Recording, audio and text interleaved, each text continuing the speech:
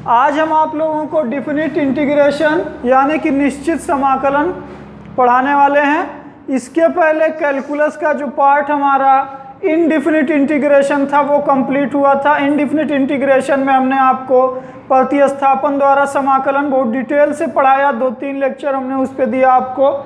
प्रतिस्थापन द्वारा समाकलन यानी कि इंटीग्रेशन बाय सब्स्टिट्यूशन, उसके बाद फिर आंशिक भिन्नों द्वारा समाकलन, और समाकलन में जो इनडिफिनिट इंटीग्रेशन था वो हमने कंप्लीट किया। इनडिफिनिट इंटीग्रेशन के बाद आज हम आप लोगों के सामने डिफिनिट इंटीग्रेशन स्टार्ट कर रहे हैं। डिफिनिट इंटीग्रेशन स्टार्ट करने में सबसे पहले आपको इस बात पे ध्यान देना होगा कि इनडिफिनिट इंटीग्रेशन और डिफिनिट इंटीग्रेशन है क्या चीज़। तो डिफिनिट इंटीग्रेशन के पहले हम आपको थोड़ा सा एक एग्जाम्पल देते हैं। अगर मान लीजिए आपको d/dx ऑफ एक्स स्क्वायर कहीं लिखा हो, आप इसका अवकलन करते हैं तो आपको 2x मिल जाता है। अगर कहीं d/dx of x square plus 2 लिखा है, आप इसका डिफरेंशिएशन करेंगे आपको 2x मिलेगा। d/dx ऑफ x यहाँ पे लिख देते हैं एक्स स्क्वायर माइनस 5, इसका अगर हम डिफरेंशिएशन करेंगे तब भी हमको 2x ही मिलेगा।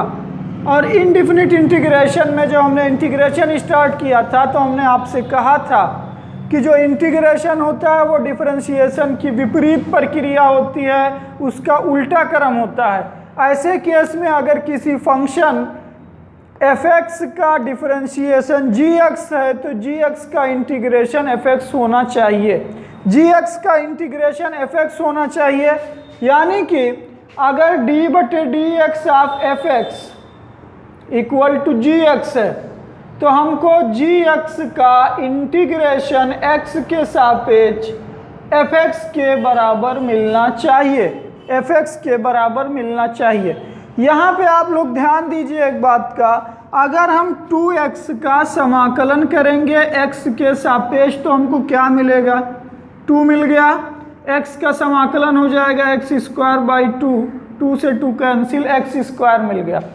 2x का समाकलन करने पे हमको एक्स स्क्वायर मिल रहा है, जबकि 2x differentiation x square minus 5 का है तो हमारा आंसर एक्स स्क्वायर माइनस 5 मिलना चाहिए। 2x differentiation x square plus 2 का है तो हमको 2x का जो इंटीग्रेशन है वो एक्स स्क्वायर प्लस 2 के बराबर मिलना चाहिए, या 2x डिफरेंशिएशन एक्स स्क्वायर का है तो 2x का इंटीग्रेशन एक्स स्क्वायर के बराबर मिलना चाहिए।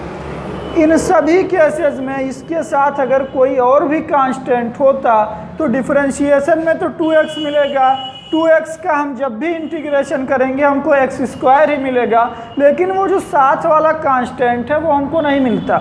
ऐसे स्थिति में हम अपनी तरफ से एक आर्बिट्रेरी कांस्टेंट, स्वेच्छाचर आर्बिट्रेरी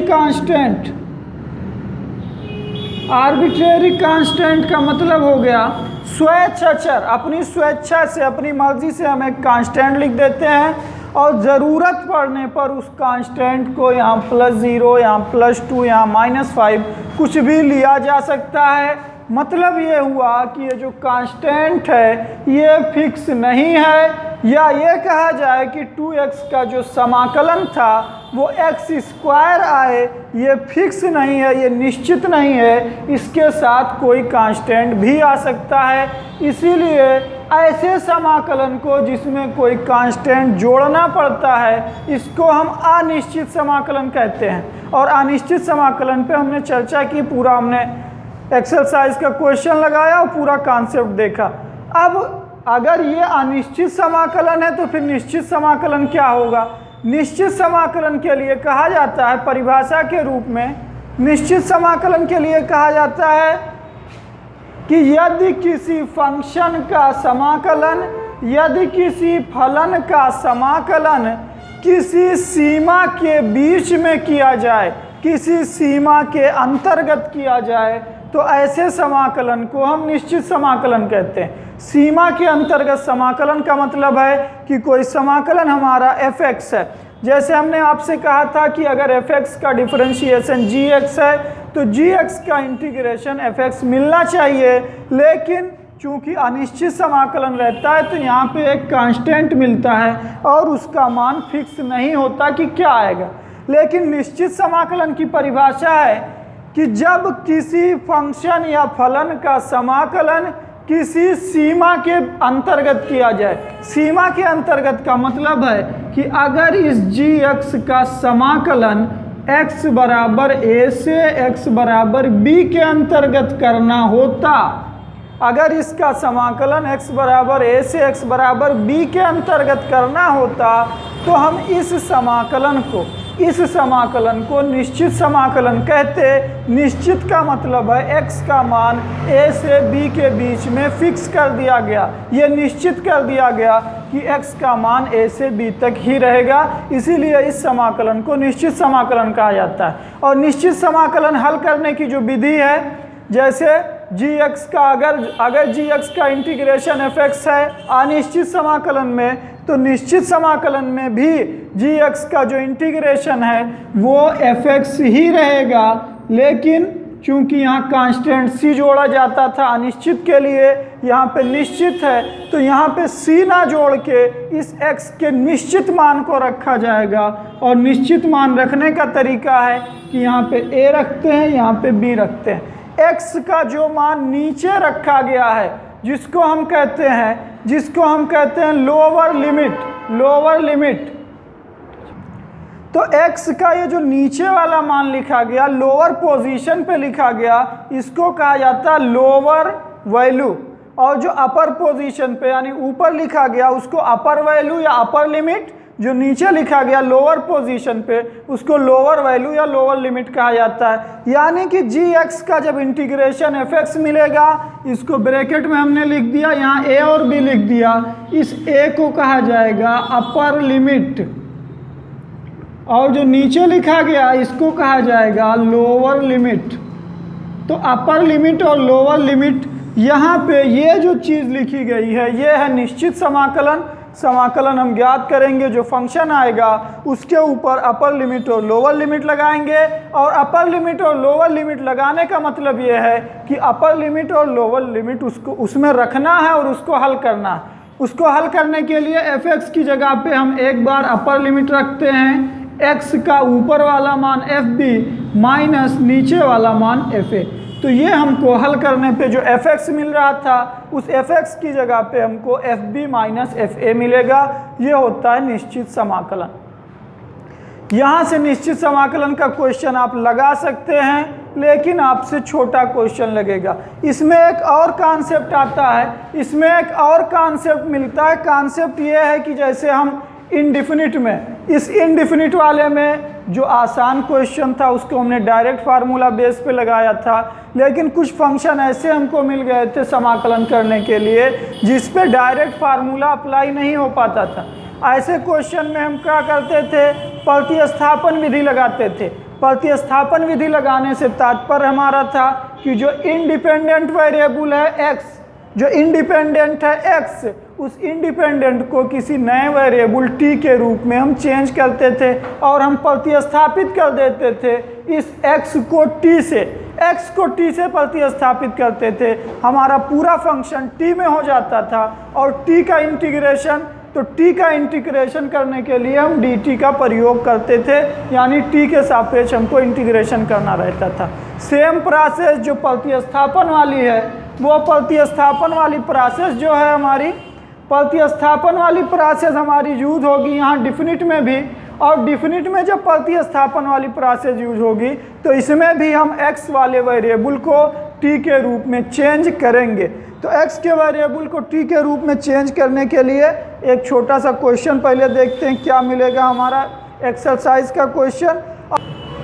एक्सरसाइज के क्वेश्चन से पहले हम आपको एक छोटा क्वेश्चन ये बता दें कि अपर लिमिट और लोअर लिमिट को कैसे सॉल्व किया जाता है। अपर लिमिट और लोअर लिमिट को कैसे सॉल्व किया जाता है, हम एक क्वेश्चन ले रहे हैं। यहाँ पे अगर मान लीजिए हमको क्वेश्चन दे दिया जाए कि आपको इंटीग्रेट करना है tan स्क्वायर x का dx के सापेक्ष, tan स्क्वायर x का इंटीग्रेशन dx के सापेक्ष करना है और लिमिट दे दी जाए 0 से π/4, यानी कि ये x की लोअर लिमिट है और ये x की अपर लिमिट है। इस लिमिट के अंतर्गत हमको tan स्क्वायर x का इंटीग्रेशन करना है। अगर tan स्क्वायर x का इंटीग्रेशन इंडिफिनिट में आता तो हम क्या करते, पूरा का पूरा उसी तरीके से हम पहले इंटीग्रेशन कर लेते हैं, फिर लिमिट रखने की बारी आएगी। पहले हम पूरा इंटीग्रेशन करते हैं।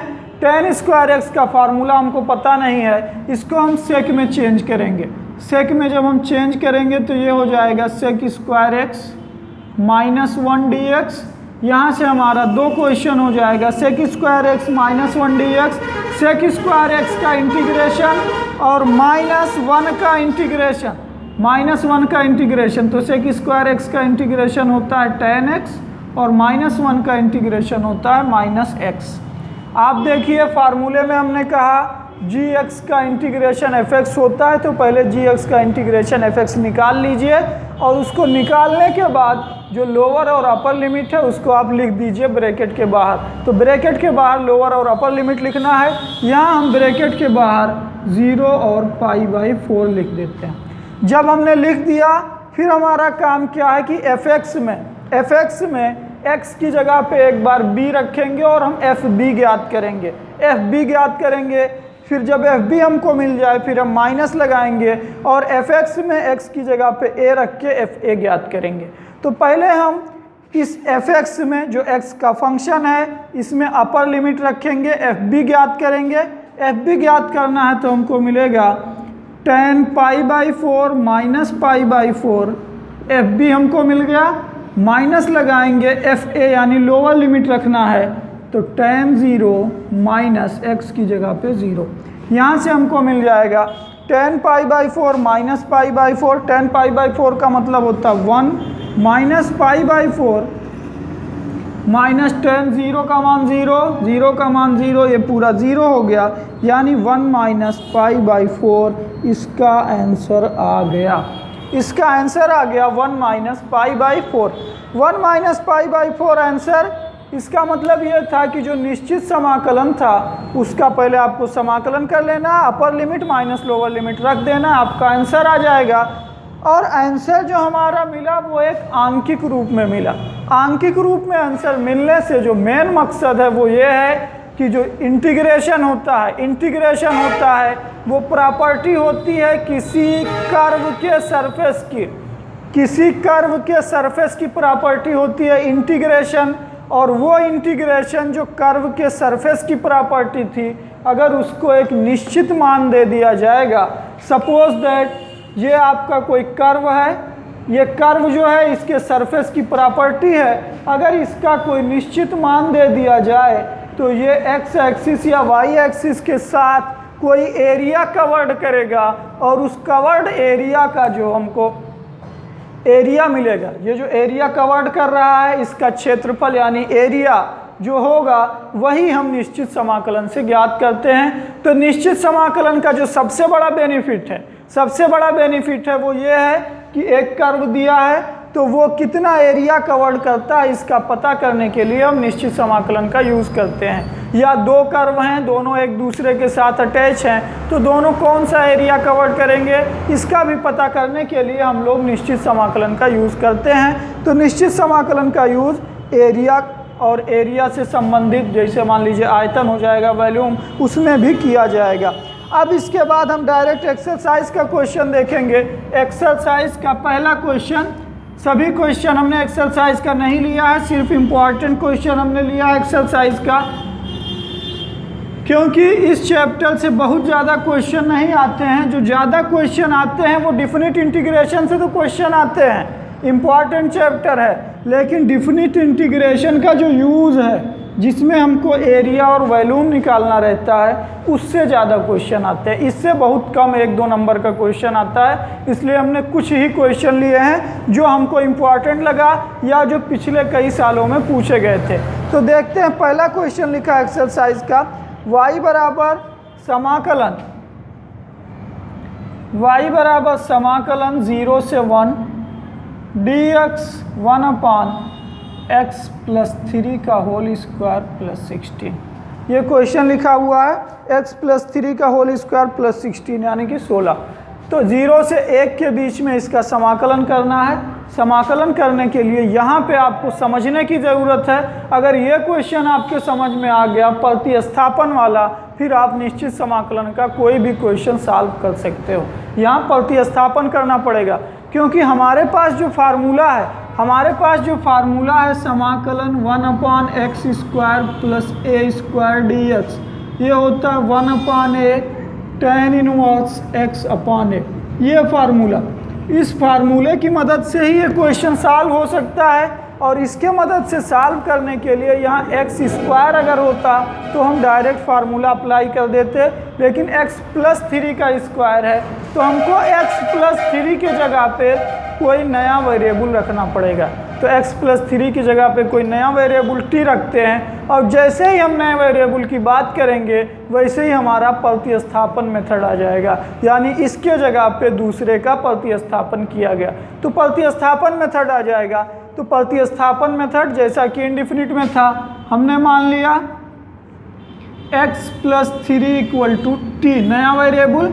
अगर x+3 = t है, x के सापेक्ष हम इसका अवकलन करेंगे, x के सापेक्ष अवकलन करेंगे तो हमको क्या मिलेगा, x का अवकलन हो जाएगा 1, ये हो जाएगा 0, d/dx ऑफ t यानी dt/dx।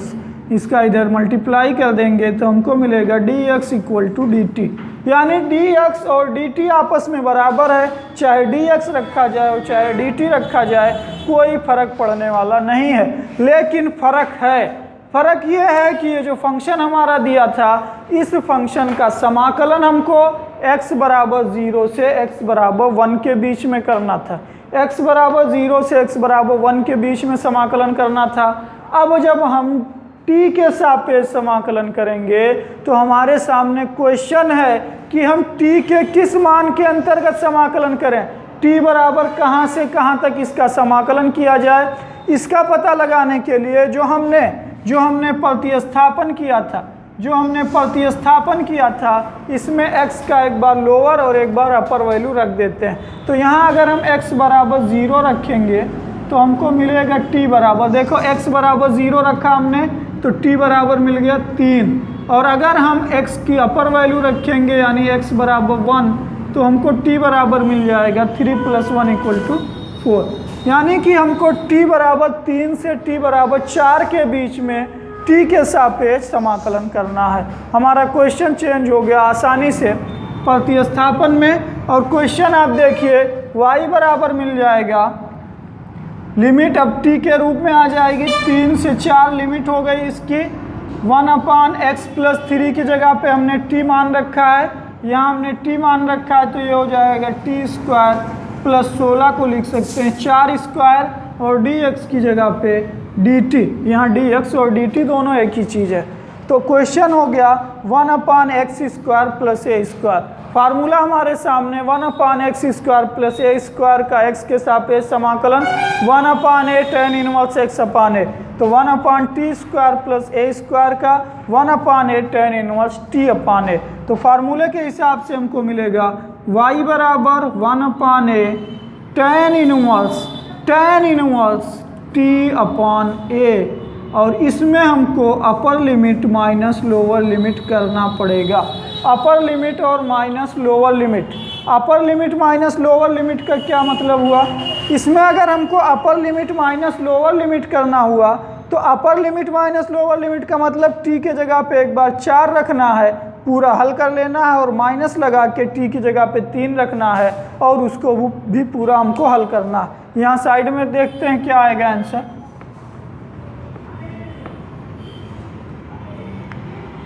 यहाँ से हमको मिलेगा, देखो एक बार अपर लिमिट रखेंगे तो y बराबर 1/4 tan इनवर्स 4/4 माइनस लोअर का मान जब रखेंगे तो 3 लिखा हुआ है तो 1/4 tan इनवर्स 3/4, यही आंसर हो जाएगा। इसको आप इस रूप में चेंज कर सकते हो, 4/4 का मतलब 1 और tan इनवर्स 1 का मतलब है π/4, तो 1/π/4 माइनस 1/4 tan इनवर्स 3/4। इसको आप π/8 -1/4 tan इनवर्स 3/4 भी लिख सकते हो। यही हमारा पहले क्वेश्चन का आंसर हो गया। इसके बाद एक्सरसाइज का नेक्स्ट क्वेश्चन देखते हैं। एक्सरसाइज का नेक्स्ट क्वेश्चन, एक्सरसाइज का क्वेश्चन नंबर 2 है y बराबर समाकलन 0 से 1/x² + 2x + 10। इसका समाकलन करना है। तो समाकलन करने के लिए आप देखिए, पहले तो हमको कभी भी निश्चित समाकलन का क्वेश्चन है तो पहले आप अनिश्चित के हिसाब से उसका समाकलन कर लीजिए, बाद में निश्चित की प्रॉपर्टी आपके सामने आएगी। पहले इसका समाकलन करना था तो यहाँ 0 से 1 रहेगा ही, इसका समाकलन करना है। ध्यान दीजिए यहाँ 10 लिखा हुआ, इसको हम +1 + 9 लिख ले रहे हैं। क्यों हमने ऐसा किया? हमको फार्मूले के हिसाब से सेट करना है। फार्मूले के हिसाब से सेट करना है। x² + 2x + 1 ये आपको मिल जाएगा x + 1 का होल स्क्वायर, x + 1 का होल स्क्वायर, और ये +9 लिखा है, इसको हम 3 का स्क्वायर लिख सकते हैं। ये हो गया x + 1 का होल स्क्वायर यानी x² + 2x + 1, ये हो गया +3 का स्क्वायर यहाँ 9 की जगह पे। पिछले क्वेश्चन में हमने आपको बताया था 1/x + 3 का होल स्क्वायर + 16 था, उसको हमने 4 का स्क्वायर लिखा था dx। जब उसका समाकलन करना था तो प्रतिस्थापन से समाकलन करना है। x + 3 को t माना गया, यहाँ आप x + 1 को t मान के dx को dt में चेंज कर दीजिए और लिमिट को चेंज कर दीजिए और क्वेश्चन सॉल्व कर सकते हैं। उसके अलावा दूसरा मेथड भी हमारे पास है। दूसरे मेथड में आपको लिमिट नहीं चेंज करनी होती है, आपको लिमिट नहीं चेंज करनी है। आप पूरा समाकलन हल कर लीजिए, प्रतिस्थापन करिए, t की जगह पे वापस x का मान लाइए और जब x का मान आ जाए फिर आप x की लिमिट रखिए। लेकिन इस केस में आपको इस क्वेश्चन को थोड़ा सा चेंज करना होता है। क्वेश्चन को ऐसे चेंज करना होता है जैसे ये y बराबर है, इसको आप समीकरण 1 मान लीजिए और फिर इसके बाद आप हल कर लीजिए। हमने मान लिया क्या कि एक समाकलन हमको करना है 1/x + 1 का होल स्क्वायर + 3 का स्क्वायर dx। सपोज दैट अगर ये x + 1 की जगह पे कैपिटल X होता तो ये 1/x का स्क्वायर + a का स्क्वायर था और फार्मूला हमको मिल जाता 1/a tan इनवर्स x/a। लेकिन a की जगह पे 3 लिखा हुआ है और कैपिटल X की जगह पे x + 1 लिखा है, a की जगह पे 3 लिखा। तो इसका जो समाकलन होगा 1/x + 1 का होल स्क्वायर + 3 का स्क्वायर, ये इसका समाकलन हो जाएगा और इसके इसी समाकलन में आप डायरेक्ट x का भी मान रख सकते हो। आपको प्रतिस्थापन की मदद से t का मान नहीं रखना है, आप यहाँ डायरेक्ट लिमिट रख सकते हो। समीकरण 1 से लिख दीजिए। समीकरण 1 से आपको क्या मिलेगा? y बराबर जब हम लिमिट रखेंगे तो 1/3 tan इनवर्स x + 1/3 और इस पर लिमिट आ जाएगी 0 से कहाँ तक है? 0 से 1 तक। 0 से 1 तक की लिमिट देखिए, यहाँ 1/3 हो गया, tan इनवर्स अपर लिमिट आ जाएगी 1 + 1 यानी कि 2/3 माइनस लोअर लिमिट आ जाएगी tan इनवर्स 0 है मतलब 1/3। यही आपका आंसर हो जाएगा 1/3 tan इनवर्स 2/3 और माइनस tan इनवर्स 1/3। ये 1/3 हमने ब्रैकेट के बाहर लिखा है, इसको आप अंदर गुणा करेंगे तो दोनों के साथ 1/3 आ जाएगा। इसके बाद नेक्स्ट क्वेश्चन, क्वेश्चन नंबर 4 में लिखा गया i बराबर 0 से पाई sin की पावर 4x dx और क्वेश्चन नंबर 5 में लिखा गया 0 से पाई cos की पावर 4x dx। दोनों क्वेश्चन एक ही मेथड से और एक ही फार्मूले पे सॉल्व होने वाले हैं। इसमें हम आपको एक क्वेश्चन बता दे रहे हैं, फार्मूला हम लिख दे रहे हैं। फार्मूला आप लोग देख लीजिए, cos 2a का जो फार्मूला है cos 2a बराबर 2 cos स्क्वायर a माइनस 1 और cos 2a बराबर 1 - 2 sin स्क्वायर a। ये दोनों फार्मूला, जहाँ साइन का क्वेश्चन है वहाँ पे ये फार्मूला हम लगाएंगे, जहाँ कास का क्वेश्चन है वहाँ पे ये फार्मूला लगाएंगे। जब हम इसका पक्षांतर करते हैं, हमने आपको क्लास में बहुत बार बताया है, जब हम इसका पक्षांतर करेंगे तो हमको मिलेगा cos स्क्वायर a बराबर 1 + cos 2a/2 और sin स्क्वायर a बराबर 1 - cos 2a/2। दोनों लगभग सेम फार्मूला एक दूसरे से रिलेटेड है। कास स्क्वायर की जगह पे 1 प्लस काश 2a/2 और साइन स्क्वायर ए की जगह पे 1 माइनस काश 2a/2 रख के इन दोनों क्वेश्चन को सॉल्व किया जा सकता है। एक क्वेश्चन हम क्वेश्चन नंबर 4 लगा दे रहे हैं।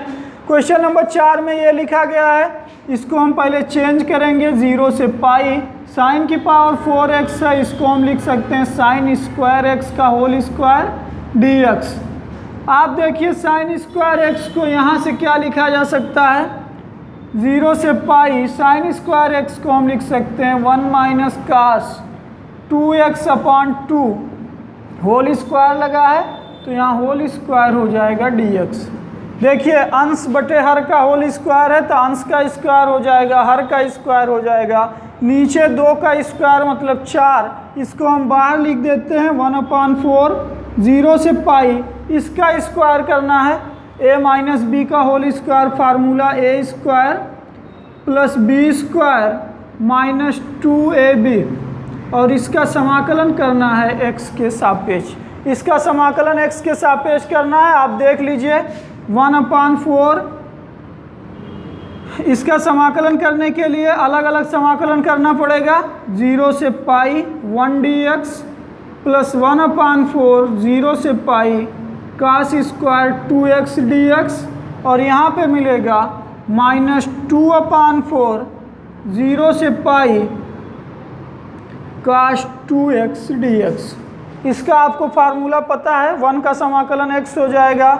इसका फार्मूला आपको पता है, कास का समाकलन क्या होगा, माइनस साइन हो जाएगा, 2x लिखा है तो माइनस साइन 2x/2 हो जाएगा साथ में। लेकिन इसका आपको समाकलन का फार्मूला नहीं पता है तो इसके लिए एक बार फिर आपको यही फार्मूला लगाना पड़ेगा जो कास स्क्वायर के रूप में लिखा गया था।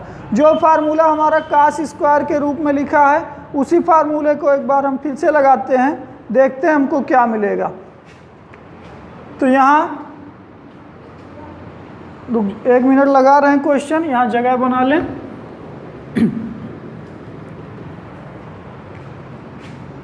देखिए हो गया 1/4 और यहाँ 1 का समाकलन हो गया x, इसकी लिमिट हो गई 0 से पाई।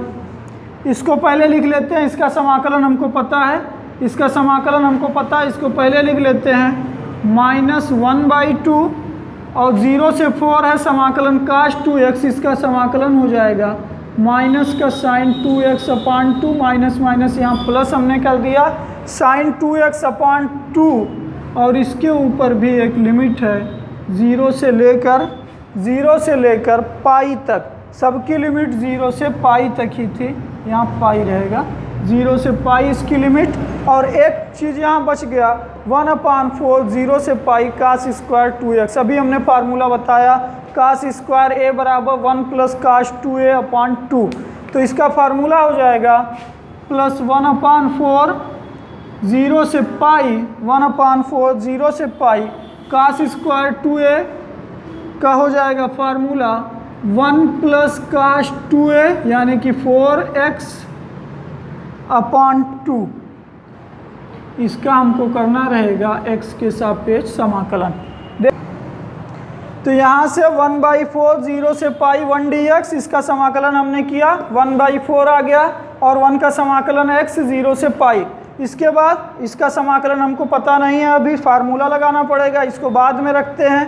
पहले इसका समाकलन तो 2/4 है, कट जाएगा 1/2 बचेगा तो माइनस का 1/2 यहाँ माइनस रहेगा, ये हो गया माइनस 1/2 और कास का समाकलन हो जाएगा साइन, तो काश 2x का समाकलन साइन 2x/2 और यहाँ पे जो लिमिट है 0 से पाई, तो ये लिमिट हो गई 0 से पाई प्लस यहाँ पे लिखा 1/4 0 से पाई कास स्क्वायर 2x, तो 1/4 0 से पाई रहेगा, कास स्क्वायर a का फार्मूला 1 प्लस काश 2a/2, तो 1 प्लस काश 2a का मतलब 2x था, 2 से गुणा हो जाएगा 4x/2, साथ में dx हो गया, यानी x के सापेक्ष समाकलन। यहाँ लिमिट रखते हैं 1/4 पाई माइनस 0 का मतलब पाई ही है, पाई माइनस 0 माने पाई, यहाँ हो जाएगा minus 1/4 sine 2 pi minus sine 0 plus 1/8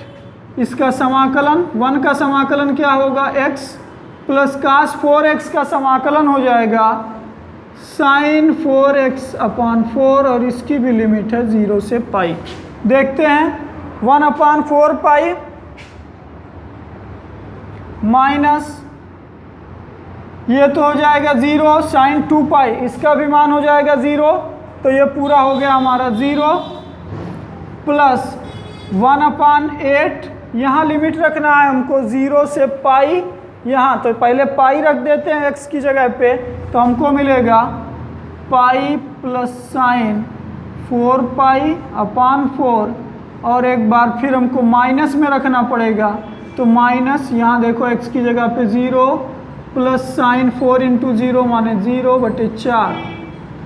तो अब हमको मिल गया पाई बाई 4, ये 0 है ये कैंसिल हो गया, यहाँ से मिलेगा देखिए प्लस 1 अपान 8 साइन 4 पाई का मतलब 0, साइन 4 पाई का मतलब है 0, तो ये 0 हो जाएगा, यहाँ बच गया पाई माइनस ये 0 है साइन 0 का मान 0, तो ये पूरा हो गया 0। यहाँ से मिल गया pi by 4 plus pi by 8, इसका एलसीएम ले लीजिए तो 2 पाई प्लस पाई यानी कि 3 पाई बाई 8, ये हो गया आपका आंसर। तो क्वेश्चन नंबर 4 हमने लगा दिया 0 से पाई साइन की पावर 4x dx। अगर यहाँ कास की पावर 4x dx रहेगा तो आप कास स्क्वायर का होल स्क्वायर करेंगे, यहाँ जो 1 माइनस कास 2a था 1 प्लस कास 2a हो जाएगा, बाकी प्रोसेस आपकी सेम रहेगी और आप इस क्वेश्चन को सॉल्व कर सकते हैं। एक्सरसाइज का क्वेश्चन नंबर 3 हमने लिखा है i बराबर 2 से 4 under root 2/x plus root X upon root 2 plus root 2 का होल स्क्वायर dx। और क्वेश्चन नंबर 8 हमने लिखा है i बराबर 0 से 5x sine square x dx। 5 4 हमने लगा दिया। क्वेश्चन नंबर 5 सेम 4 की तरीके से था। 6 7 8 में से हमने क्वेश्चन नंबर 8 लिया क्योंकि क्वेश्चन नंबर 8 एक बार एग्जाम में पूछा गया था। और बाकी क्वेश्चन नंबर 3 आप देखिए, क्वेश्चन नंबर 3 देखने में बड़ा टफ क्वेश्चन लग रहा है। रूट 2 रूट एक्स, यहाँ रूट एक्स फिर रूट 2 फिर होल स्क्वायर, बड़ा लंबा क्वेश्चन दिख रहा है। लेकिन आप लोग इसको फार्मूले से लगाइए। फार्मूला ये है कि अगर a plus B plus C का होल स्क्वायर हो जाए तो क्या आएगा, a square plus B square plus C square plus 2ab plus 2bc plus 2ca। अगर आपको ये फार्मूला याद है, अगर आपको ये फार्मूला याद है तो पहले इसका स्क्वायर करेंगे तो रूट गायब हो जाएगा 2/x, इसका स्क्वायर करेंगे तो x/2, इसका स्क्वायर करेंगे 2, पूरा रूट यहाँ से गायब हो गया। 2ab करेंगे तो सब कट जाएगा, 2bc करेंगे तो रूट 2 कट जाएगा, 2ca करेंगे फिर भी कुछ चीज़ें कट जाएंगी और क्वेश्चन एक लाइन में बहुपद बन जाएगा। बहुपद का मतलब पॉलिनॉमियल, एक लाइन का पॉलिनॉमियल बन जाएगा। और अगर पॉलिनॉमियल बन गया तो सिर्फ और सिर्फ आपको x पावर n का फार्मूला x की पावर n प्लस 1 अपान n प्लस 1 और एक जगह पे जहाँ 2/x आएगा वहाँ log x का फार्मूला रखना है। क्वेश्चन आपका 5-6 लाइन में आगे लग जाएगा, लेकिन पहले आपको इस फार्मूले पे इसका प्रसार करना पड़ेगा। तो आप लोग इस फार्मूले पे a plus B plus C का होल स्क्वायर हम पढ़ दे रहे हैं। a plus B plus C का होल स्क्वायर बराबर a square plus B square plus C square plus 2ab plus 2bc plus 2ca। इस पर एक बार आप लोग प्रसार कर लीजिए और फिर क्वेश्चन सॉल्व कर लीजिए। यहाँ पे देखते हैं क्वेश्चन नंबर 8 में लिखा गया है i बराबर 0 से 5x साइन स्क्वायर x। इसका हमको करना समाकलन। तो समाकलन करने के लिए साइन स्क्वायर का हमको समाकलन नहीं पता होगा, नहीं तो फर्स्ट इंटू सेकेंड से हम समाकलन कर लेते। पहले इसको चेंज करेंगे, i बराबर 0 से 5x साइन स्क्वायर x को चेंज करेंगे 1 माइनस काश 2x अपान 2 dx।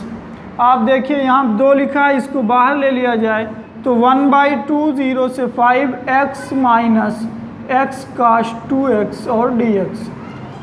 यानी कि ये क्वेश्चन हमारा चेंज हो गया 1/2 0 से 5x dx माइनस 1/2 0 से 5x काश 2x dx। आसान क्वेश्चन, x का समाकलन हो जाएगा x² बाई 2 और यहाँ पे x और cos 2x का समाकलन है, इसको फर्स्ट और इंटू सेकेंड मान के लगा लेंगे। x dx का समाकलन 1/2x²/2, लिमिट है 0 से 5 तक, -1/2। इसका समाकलन करना है, पहला फलन गुणे दूसरे का समाकलन। दूसरे का समाकलन क्या होगा, sin 2x/2। पहला फलन गुणे दूसरे का समाकलन माइनस समाकलन आप पहले